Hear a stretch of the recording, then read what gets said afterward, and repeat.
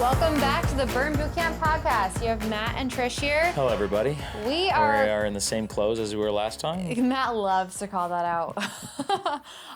We are going to do another fact or fiction, which I think has probably been one of the more hot episodes that we do. Yeah, I think people get the information quickly. Yeah. It's probably a question that you're probably asking yourself. I know Yeah. I've asked some of these questions myself when I was younger and didn't know too. Well, yeah, and we get them straight from like what we're consuming as well. Yeah, So yeah. that is the goal, is to give you the real information. So Matt, are you ready? Let's do it. All right. So first question, and I'll be asking Matt all these as the VP of Fitness. We got to flip this one time, though. Answer. I mean, I always chime in too. I like to just wear But I want to ask some questions. Okay, he wants. I want to get my Diane Sawyer on. Yeah, okay, you get your Diane Sawyer on. Okay. All right. So for this one, the first fact or fiction, the more core work that I do, the more body fat around my midsection I will lose.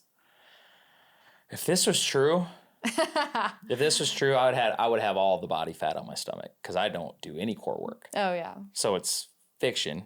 I was thinking the opposite. I would be doing core all the time, thinking that's like the answer to all the It's things. fiction. I think a couple things I want to hit on. Your core muscles are like any other muscles in your body. Mm-hmm. So if you want to, and again, muscles can't be toned. And I know that that language is out in the fitness atmosphere. Marketing. Muscles don't get toned. They either get smaller or bigger. That's it. So your core is a part of that. So if you train your core all the time, the muscles that make up your core will get stronger. They'll get bigger. Mm-hmm. But what doesn't happen is just because you're working a part of your body, it doesn't equate to you losing body fat in that body part. Yep. I wish that was true, because I know there are a lot of people out there who believe that, who think that I got to do all the sit-ups, all the crunches. Yeah. I got to do core every day. It's not true. So if you really truly want to lose body fat, then obviously it's just gonna have to come through your activity level, married to the intake of how many calories you're eating over time. So I'll keep saying this until people believe it. But yeah, that's not true. It is fiction.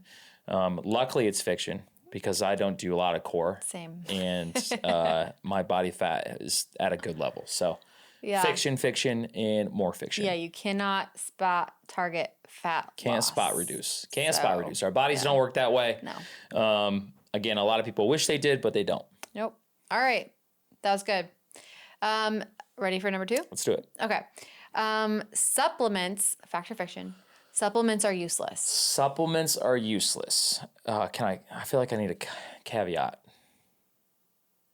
Okay. Some supplements are useless. So what supplements are not useless are obviously whey protein, caffeine, creatine, collagen, magnesium. Mm-hmm. I would say supplements are only useless if you're getting all those things through your diet, and mostly people aren't. Mm-hmm. So the majority of people don't consume enough protein. Yep. Majority of people don't consume enough creatine through their diet to not take it as a supplement. Yeah. The majority of people don't get enough magnesium through their diet, either meat or leafy greens. And most people don't get collagen through their diet as well. Mm-hmm. Did I miss one that I said? Oh, and caffeine. That's probably overconsumed, but Whoops. It works. So I think supplement, it's fiction. Okay. It's fiction, but I think make sure you know you're taking it for what reason. Mm-hmm. That's what I would say. I would say supplements have most definitely a spot in your lifestyle. And really, if your lifestyle isn't great with your diet, and you can supplement those things that you're missing with things that like I just talked about. Yeah. I also think that don't jump to conclusions, do your research. There's always been a lot of I think there's the creatine specifically for females has had some bad just connotation around it. Yeah. It's all false. And so I think it's just make sure you do your research too, so you know the actual facts about the supplements that you're taking and you're consuming. Yeah, and the last thing I'll say about supplements is don't use supplements as a Band-Aid for something else. They're supposed to be married with, your whole foods that you eat. So don't think that you can stop consuming the calories that you want and you'll put a Band-Aid over it with the supplements. So they have to be used together. Yep. Yeah. Cool. So. All right, last one. All right. Fact or fiction? Superfoods are real. Superfoods are real. Fiction. Superfoods, and I have a marketing person sitting right here, so she knows. Superfoods is just some term. So I don't know who came up with this.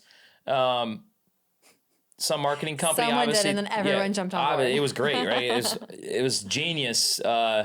A genius term to get in the fitness atmosphere or the nutritious atmosphere, but there's no such thing as a superfood. And I don't even know what the definition of that is. If the definition of a superfood is a food that has all 9 essential amino acids and a full micronutrient profile, then superfoods would be red meat, chicken. Yeah. So I've never heard anyone call chicken a superfood, right? Yeah, no. It's just they just think it's chicken. So yeah. That's my definition of a superfood. I don't call it a superfood because I think that gets overused too much, and people throw out oh yeah, kale's a superfood, and have the superfood smoothie or superfood cereal. It's no, it's not real. It's just a term that someone made up and sold a lot of things with it, which good for them, but it's fiction. Yeah. Don't get caught up in the hype of that. Yep. Again, do your research. Yep. Cool. Yep. Well, that was it for our fact or fiction. I like that one. That was good. It was better than the last one. I don't think we've actually hit on that topic before, and I think we should lean into these how companies are leveraging these words in their marketing. What do they mean? And we all buy into it. We're like, yeah, but actually, if we get into it, it's what fluff. I don't like fluff. So I used to believe in that term too. Superfood. 100%. What superfood did you think was? Blueberries. I like a blueberry. But yeah, no, blueberries, chia seeds. Yeah. I think we all have probably similar ones that they'll get marketed the same way. Well, I think that whoever made up this term was smart, thinking they already knew fruits and vegetables you're supposed to be eating anyway. Yeah. And just to throw the term superfood in front of that, they're like, oh yeah, sure, people are going to buy more of this because superfood's in front of it. It's just no. So. Cool. That was fun. Thanks, Matt. Good job, host. Good job with the info. All right, guys, make sure you're emailing us. We tell you at the end of every podcast, if you've listened to this, we have an email, podcast@burnbootcamp.com. Yep. Hit us up with all your questions. Yep. We really like this format of the fact or fiction because there's just so much false information out there that we want to shoot it to you straight. And that's what you're going to get here. Matt, you want to take us out? 2 claps on 2, 1, 2. Bye.